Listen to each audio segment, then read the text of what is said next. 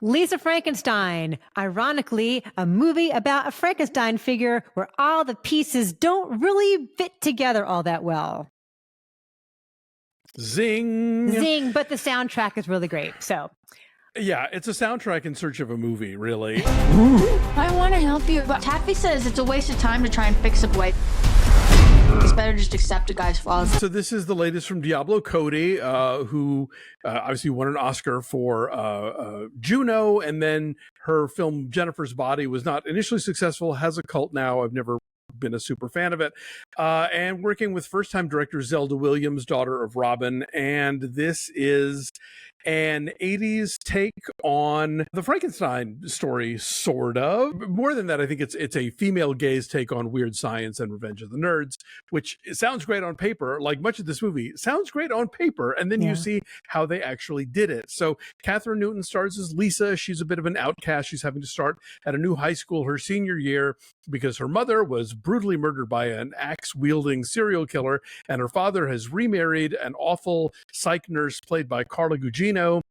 They're living with her and her daughter Taffy, who is a cheerleader, and to the film's credit, nothing but nice and supportive to Lisa. She is not a one-dimensional mean girl.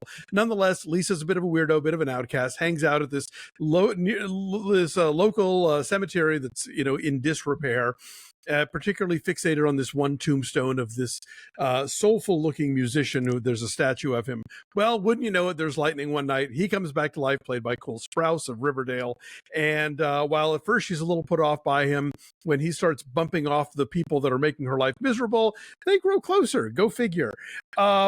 This movie is just doesn't work. No. I don't know what to tell you. The pacing is off. The humor rarely lands. There's a few fun zinger one-liners, but for the most part, like the 80s references where somebody has to like throw out some joke about Pepsi Free or the Chrysler LeBaron, it's just like clunk. Yeah, I found this really miserable.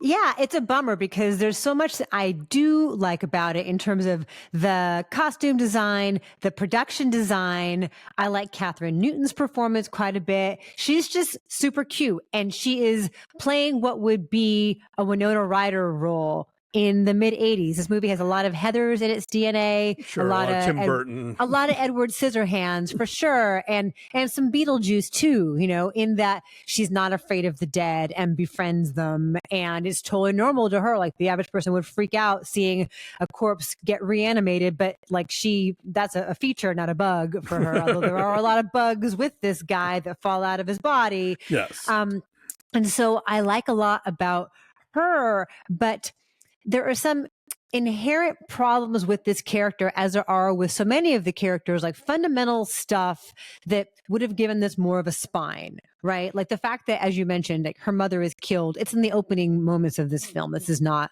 a spoiler. No. You don't really truly get the sense of her trauma.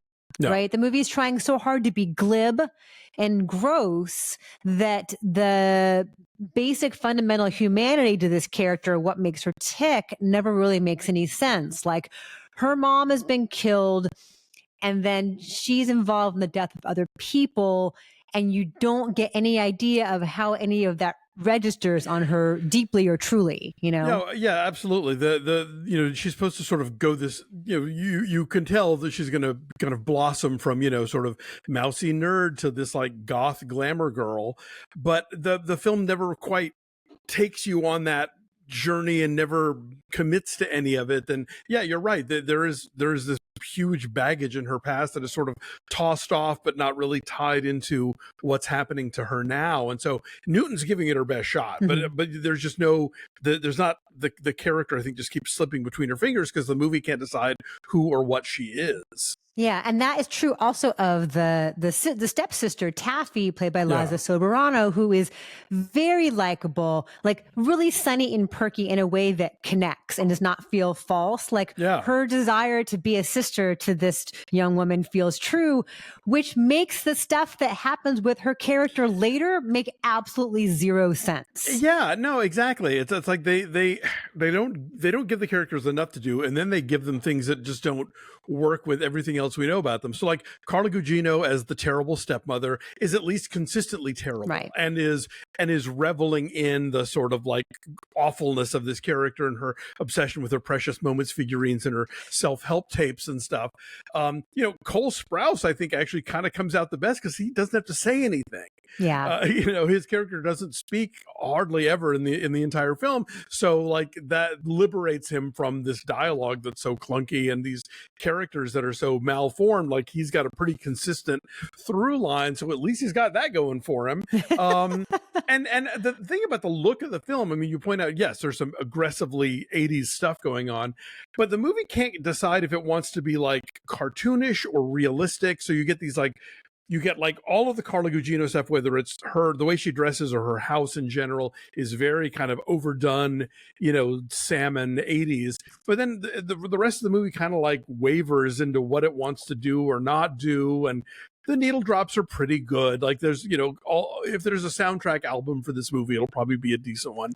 But it also does that thing where it wants to take like a sappy ballad of yore and redefine it, which is like the thing that Sandra Bernhard does brilliantly. And like I remember Her Smell, that movie with Elizabeth Moss, managed that really well. And this one, they don't quite land it. It just is sort of like, yeah, I see what you're trying to do here. The whole movie for me felt like I see what you're trying to do here, but you're not doing it. Yeah, that song does not land. But otherwise, like it's like Jesus and Mary Chain and Echo and the Bunnymen and the Pixies. It's a great soundtrack, and so I liked all of that. I think the production design does work. I think it is heightened in a way that Barb and Stargood of Vista Del Mar is heightened with all of the like seafoam green and the coral and like the dusty mauve. Like it's a through line. There's a lamp in the hallway where the phone is. There is a lamp. It's like cylindrical with like Art Deco kind of rings around it. I had that in my childhood bedroom.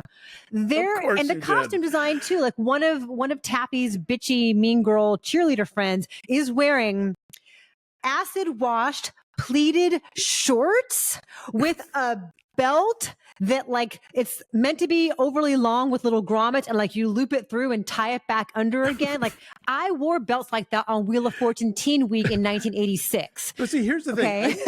I think with this kind of thing, like you mentioned Edward Scissorhands, that's a movie that leans into the exaggeration, like all the sherbet color world that we get in that movie.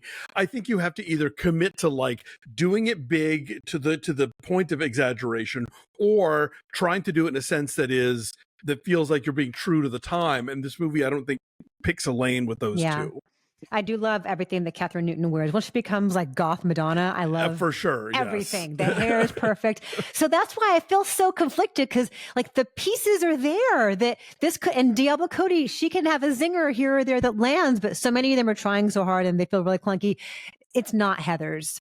In trying to be very specifically mean in its language, it is not Heather's. So I'm going to say like a 4.